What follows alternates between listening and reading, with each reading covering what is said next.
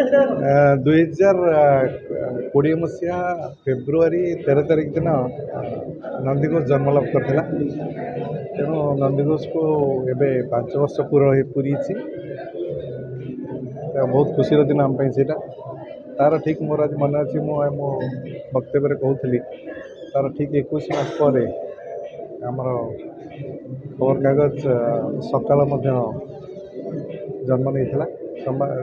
नंदीघोष को जमी 5 वर्ष है सकाल सेमती 4 वर्ष होती 5 वर्ष भितर नंदीघोष गोटे शिशु आसिक गोटे युवक अवस्था पहुँची आपण मैंने जानती 4.5 कोटी ओडियांकर हृदय में स्थान पाई सहित आपण मैंने देखुवे गोटे खबर कागज को गोटे निर्भुल एवं खबर कागज गोटे भल खबर कागज भाव में आम भेटी देवा चेष्टा करूँ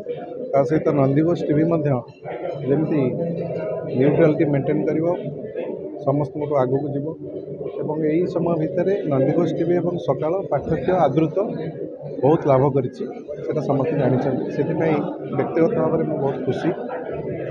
सहित यही समय मध्य आम पूर्व भारत में सबुठू बड़ एवं सबुठू भल एवं उत्कृष्ट मानर गोटे मीडिया हाउस में परिणत कर दुटा संस्था को आमको नहीं सकाल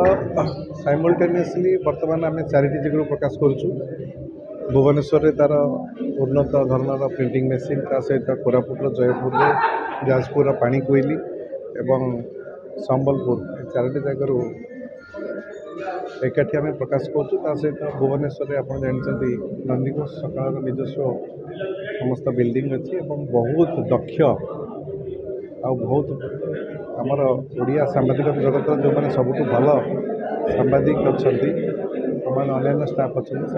आम पाखे जोड़ी मोर सहयोगी हिसाब से आज गोटे खुशीर दिन से उपलक्षे आम आज जो वार्षिकोत्सव थिला आज से विरोधी दल नेता और पूर्वतन मुख्यमंत्री माननीय श्रीयुक्त नवीन पट्टनायक मुख्य अतिथि भाव आज जोग देते बहुत खुशी देती आज